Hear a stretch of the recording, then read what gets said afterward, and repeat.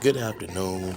Once again, this is Rondo Peterson. I'm coming to you from my podcast. I want to explain a couple of things to you tonight where you have to get to the root of a problem before you can solve a problem. You have to get to a root because if you don't get to the root of a problem, you are never gonna get this problem solved with our kids, kids, troubled black kids in Birmingham, Alabama.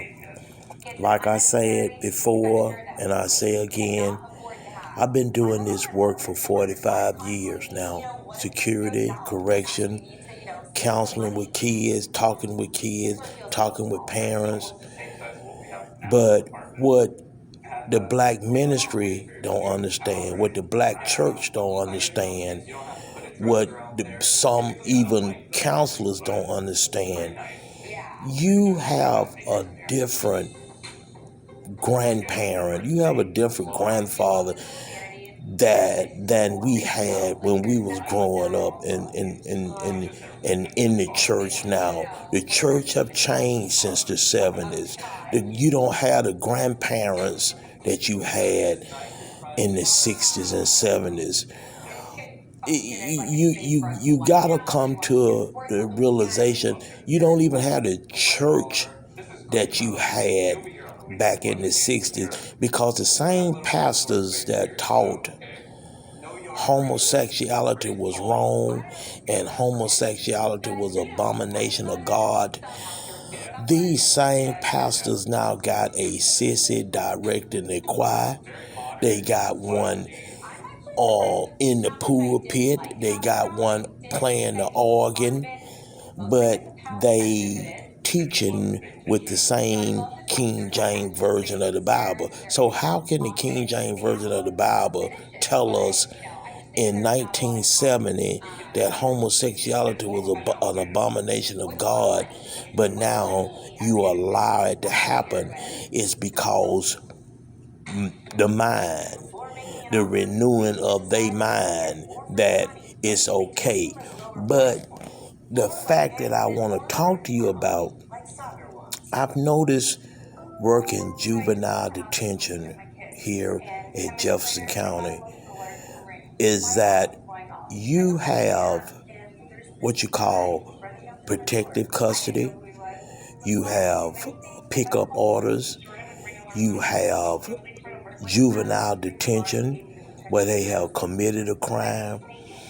But I'm beginning to see a lot of young girls between the ages of 12 and 15 years old coming in because their parents bringing them in. Most of them grandparents or either aunt bringing them in because these girls are gay. And one thing I've noticed is that they having problems staying at home because these grandparents in their 60s, late 50s and 60s and going on towards 70, see, it's hard for them to deal with that. They never had to deal with that back in the 50s and 60s and 70s when they was growing up. They never had to deal with the kind of open homosexuality in young girls and young boys like they have it now.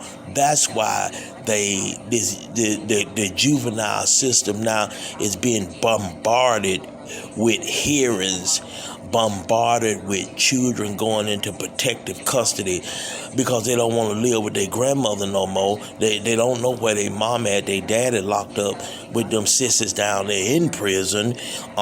So they don't have they have to go into protective custody and foster care because even at 12 years old, 13 years old, 14 years old, what I'm seeing now, these girls want a girlfriend,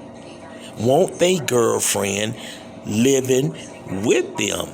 They want to spend the night at their girlfriends' houses. They want their girlfriend to spend the night at their houses. And this, you have the grandparents that I'm talking to now, they ain't going for it. So that's why you have a problem. And that's the problem we having in juvenile detention now. Because these girls gonna be gay at 11, 12, 13, 14, 15 years old. They gonna be gay. And ain't nothing you can do about it. You know, that's why they quitting school, they ditching school, and they ended up down here in this juvenile facility right behind me. See, right behind me. This where this where it all happens at, right here. You know, those judges in family court, they bombarded with cases. DHR is work. I feel sorry for them. They work to the maximum. And like I said, they done start coming here at nighttime at 10, 11, 12, 1, 2, 3, 4 o'clock in the morning. I can't do nothing with them no more. It's a woman text me on my page today. She said, "I see you talking, and I fear you. I understand what you're saying because I got an 11-year-old son. Now, what can I do? Please tell me what can I do? Because the court ain't helping me. I can't do nothing with him. What can I do?" And that's what they doing. They bringing them down here now with their clothes in garbage bags. Please take him. But we can't, you just can't take a child and put it and lock him up in Jefferson County. You have to go through the court procedures to get that child picked up, and it's sad that some of these parents and grandparents, and the key word is grandparent. You women out there that's in y'all 20s and 30s, y'all ought to be shaming y'all damn self.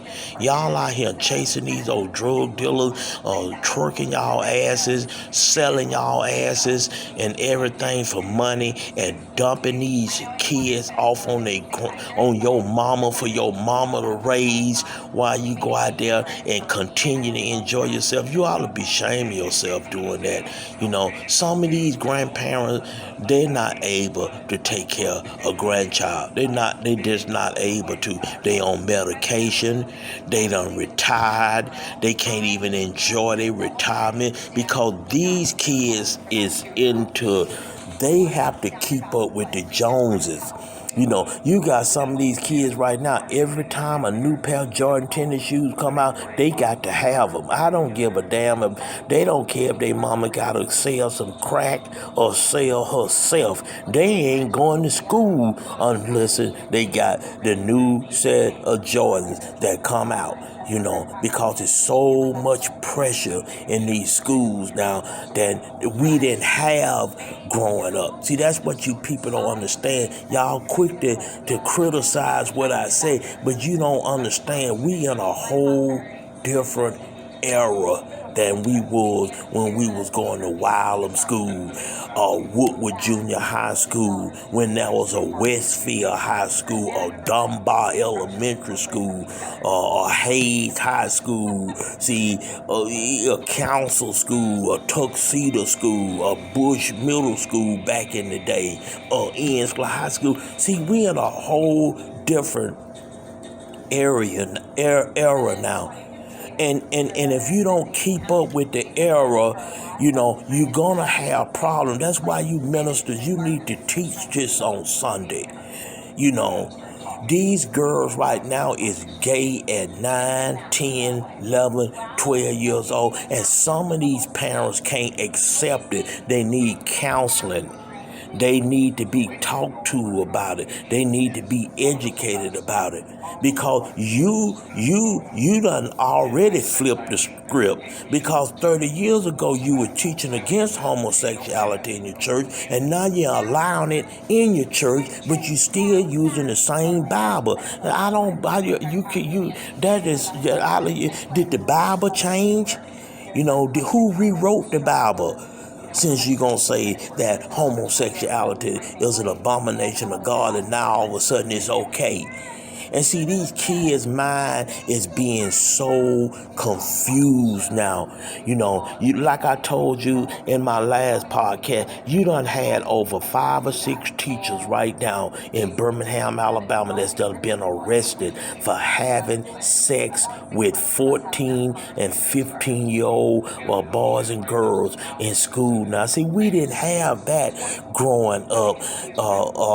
Matter of fact, I don't even think I had a teacher in junior high school I would even want to see butt naked, let alone in these young teachers. Now, one of them was having sex with a guy in the closet in the classroom while other students was watching. And again, I ain't had now teacher like that. Damn, what was they at when we was growing up? Because I would not want to see now one of the teachers I had at Wilbur Junior High School, old as they were, with they stockings with a knot tied at the knee, with they flats on. I would not want to see now one of them butt naked in no closet. I guarantee you, I would have ran out screaming and hollering. It wouldn't have been no sex. But see, now we're in a different era now. Everything has changed. See, just like God is coming back for his church, God is coming back for his people. Y'all don't, you preachers don't understand. Satan is going to do his thing too, and he's doing it. He's doing it with family. We as black people have the most dysfunctional families I've ever seen in all the 63 years that I've been on this earth. We have the most dysfunctional family that I've ever seen in my life. Sisters and brothers don't get along. Mamas and daughters and mamas and sons and daddies and daughters and daddies. Everybody got a chip on their shoulder now. And see, these kids is the ones that's suffering now. They are suffering real bad now because I've never seen so many black kids in Birmingham, Alabama right now. And we got a church on every block. I've never seen so many kids don't live with their mother and father. That's a problem right there, number one. That's a problem. And is you black ministers out there, just like you beg for money, can you come up with the solution on why is it so many young black kids is not with their mother and father in this day and time? Why? Why is it over 6,500 black kids right now in foster care and trying to be adopted? They got a mama, a daddy, an uncle, an aunt, a cousin, a grandmama, and a granddaddy. But yet they in protective custody. They in foster homes. They in group homes. Why? Like I told you before, I know for a fact growing up in Wylam, if Emma, Lillian, and Mac Arthur Peterson could not take care of me growing up, I guarantee you somebody in Minnesville, Wylam would have took care of me. I know they would, starting with Miss Ruby Lee and Miss Mary Bradley, and going on from there. I'll just leave it like that.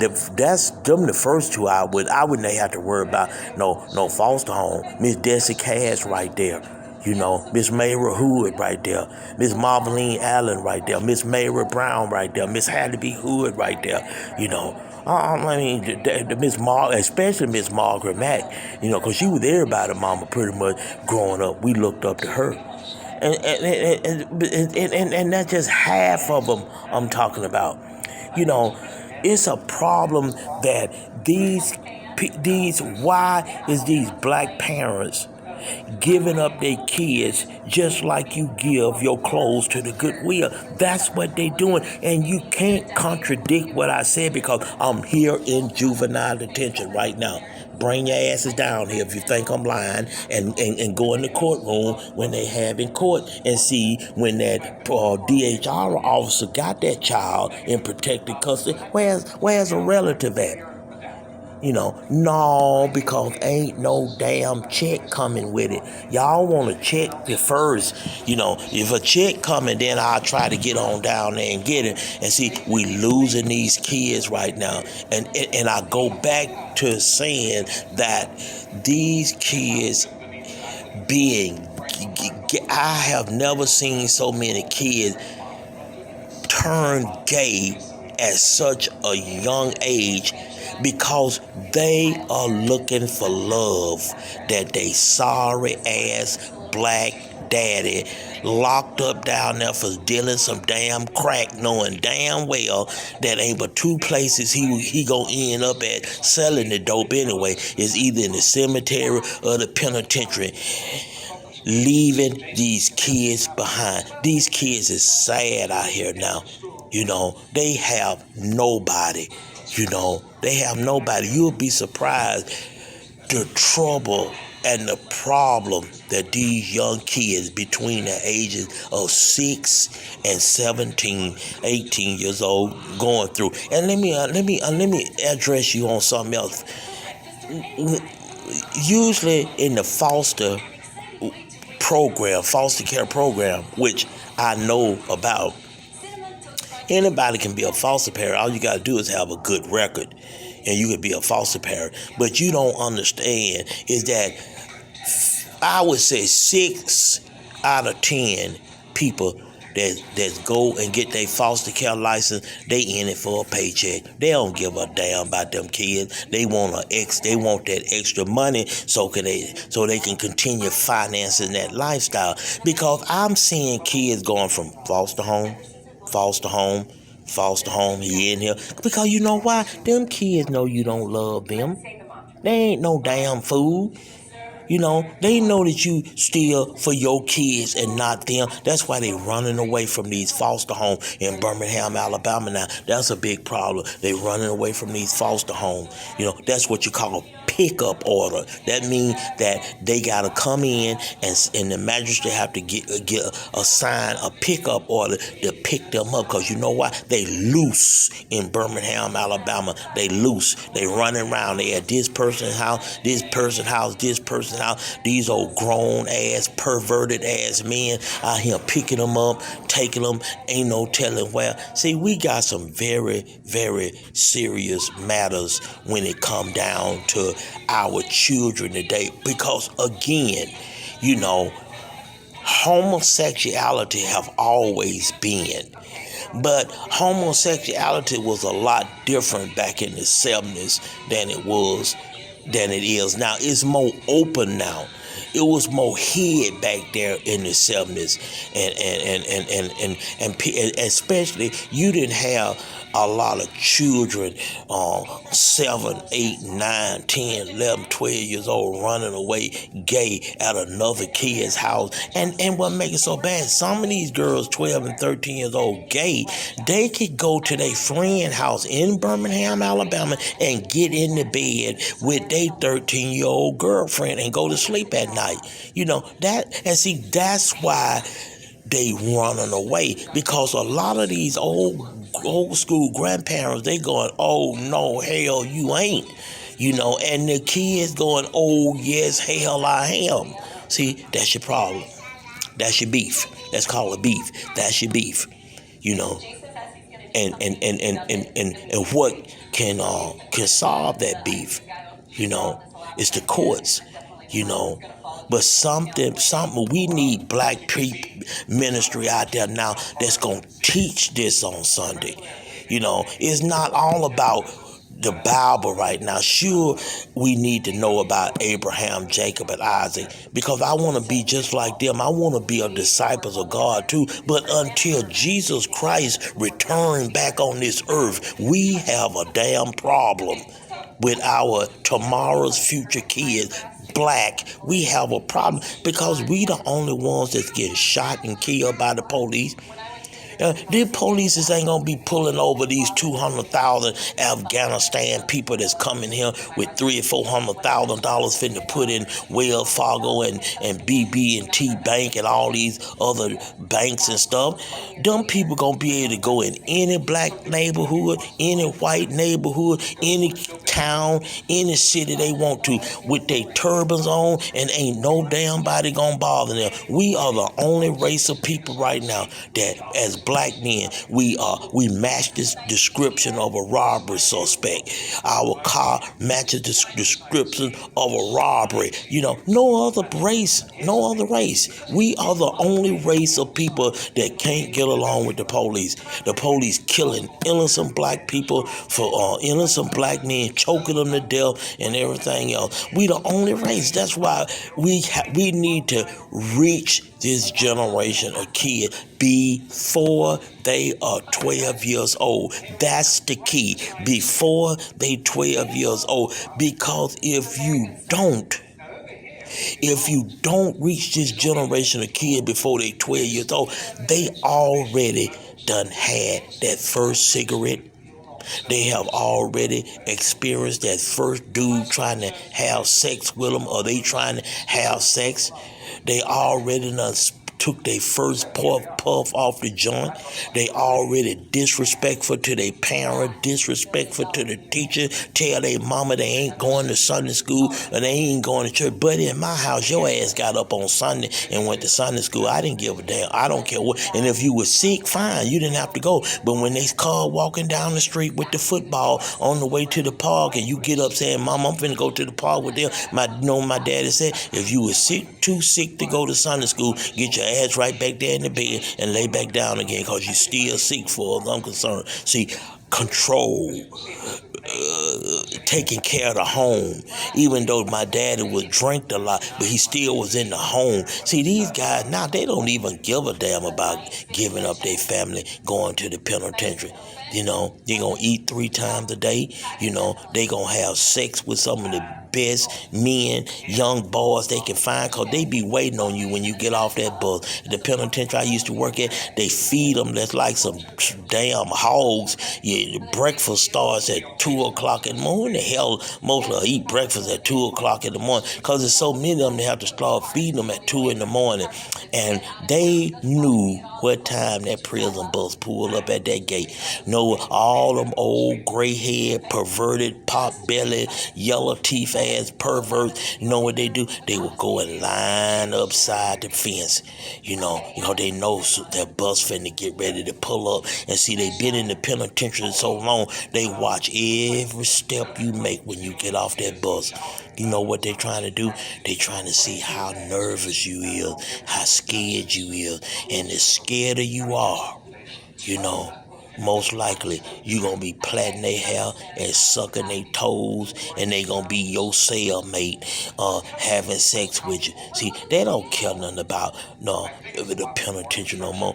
They don't have to get up like Angola penitentiary and get out there and shovel and be whatever you eat, you grow. See, they got it made now, and especially since COVID. It's just sad, And like I said, if we don't do nothing about it, we have to get to the root of any problem. We have to get to the root of it. And like I said, one of the problems is that you need to address homosexuality amongst elementary kids, elementary black kids, so these older grandparents can come to grip on how to deal with it, because as of right now, they're not handling it well. Because I see it every week. I see it 4 or 5 times a month, where they coming down here. They're not handling it well because they're not used to that. They don't like homosexuality amongst their 12 and 13-year-old granddaughters. And like I said, these 12 and 13 years old, they want to be with that person who they having a sexual relationship with. It ain't like they talking they talking and texting, but see, it's 13 and 14-year-old girls done been brought into detention where they was picked up at their girlfriend's house. The mama okayed her to live there with the other 13 years old. See, you didn't have that growing up, And see, these girls, they looking for love in all the wrong places. They looking for it. And not only homosexual, these young girls, period, they starving for love, because they got daddies out here now, that's locked up, that don't give a damn, that's going around here getting baby after baby after baby after baby. You all, like I said, Kay Ivey don't understand what black kids going for. Neither do them other racist ass Republicans down there in Montgomery that's closing down all the junior colleges, taking away all the federal funding so blacks can't get educated. See, they keeping the Governor Wallace Jim Crow era going down there in Montgomery, and they gonna keep on doing it until all them old racist farts die out and some new Republicans that's college educated, that know how to run things, run it. Because these kids, them bigots down there, they ain't got no mama on crack. They didn't grow up with a daddy on crack, a daddy on heroin, a daddy on fentanyl, a mama on prostituting, a mama on fentanyl, a mama on crack, a mama on heroin. We had one lady died a few months ago. She still had the needle in her neck. She shot up some bad fentanyl. Her ass was dead. She couldn't even pull the needle out of her neck. See, she left some children behind. You know what I'm saying? But see, nobody understand these black kids. They quick to call them thugs. They quick to call them no good. They quick to move away from around us. They don't want to live around no black people because they live this rich middle class life on land that their grandfather, the great grandfather, great great grandfather stole from either the black folks or the Indians back in the day. But see, they don't want to hear that kind of history. It's all about today and what these kids going through. And like I said, these kids going through a lot, and they don't have nobody to help them because black families do not give a damn no more. As long as they got burglar bars around their houses or burglar bars around their doors, they get their check on the first of the month, they retire. We have to come back and rescue this generation. I talked to a guy that was in Iraq, and their unit had made it all the way across the Euphrates or Tigris River where they was at, and set up camp. And soon as they put out all their equipment, they had to go back across that Tigris River because the second unit of American got ambushed. So gee, they was pinned down. So these guys had to get their backpacks and military gear and go back across the Tigris River and go kill all them Iraqis and stuff that was shooting at that unit to bring that unit back with them. They lost casualties on both sides, but still they brought the unit back. See, they had to go back. They had already made it where, see, y'all already got y'all master's degrees and PhDs and bachelor's degrees and making six-figure salary, living out there with the white folks, got educated at the white school. You don't have to go in the ghetto no more. You don't have to shop at Bargain Town no more. See, y'all done made it. But see, we got to go back. We got to go back because we didn't have fentanyl and crack cocaine and methamphetamine and somebody sitting up smoking blunts all day, women selling their bodies all day on Backpage.com, and it done got down to $30. Just think all them times you got to have sex to make $100. That's how bad it's done got now because they about wore out. See, they looking for that new sex. They looking for that new young girl. That's why they in them chat rooms getting them 13 and 14-year-old girls and taking them 3 and 4 100 miles away from home and everything because they don't want them $30 and $40 hoes no more because they wore out now. See, we got to go back and we got to rescue this generation of kids, of black children. We got to rescue them because they are our tomorrow and future. You don't want to be sitting in no nursing home 80 years old, and you ain't got no representation because we already ain't have got none now, black leader wise, because Montgomery is controlled by Jim Crow, racist bigots that's been doing the same thing since Governor Wallace was down there, and they ain't gonna change. We need the one to be able to change because ain't no way in the hell you gonna tell me as a black man that you can justify telling me that why is newborn up to 6-year-old black kids doing in foster home or going into foster care. You can't explain that to me. Because growing up in Wyland, we were the loving race of people. Ready to go across there and ask Miss Ruby Lee to let me get a cup of sugar till we get some groceries. Yes, ma'am, mama. Go over there and ask Ruby Lee if she got any light bread that we can have to finish our meal. Yes, ma'am, mama.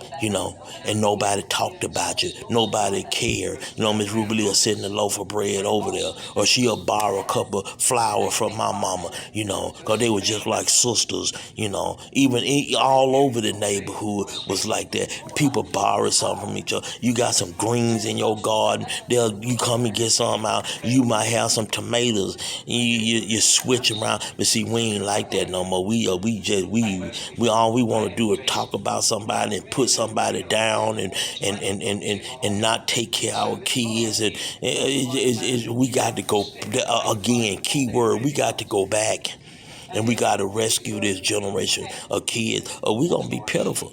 Because like I said, this is not, you pastors in the church need to understand, this is not 1970. This is not 1965 and 1970 no more.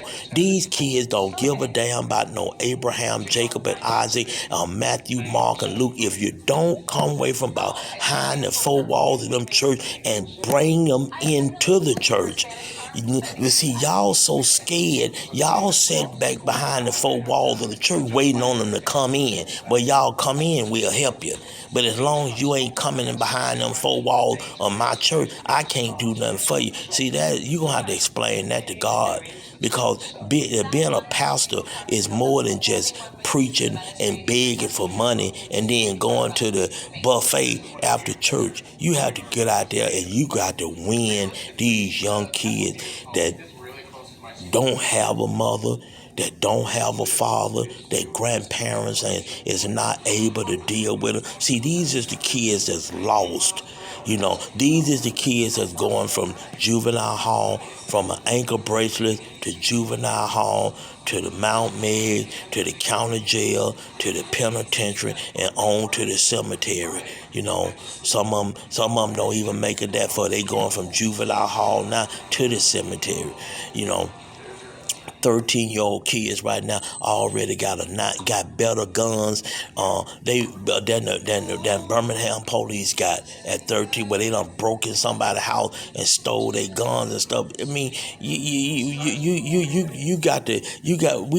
need your help. It ain't your fault, pastors. I'm not saying it's your fault, but you are a man of God, and if you gon' switch it up, then you need to come out behind the four walls of them churches. You can teach Sunday school inside of the projects. You ain't even got to let them come to your church. Have Sunday school in the project. I guarantee you, if you go get some orange juice and talk to McDonald's and tell McDonald's to give you some sausage biscuits at a discount price and go in Kingston Projects on a Sunday morning, I guarantee you them kids will come out damn near butt naked just to get them a cold glass of orange juice and a biscuit and listen to right.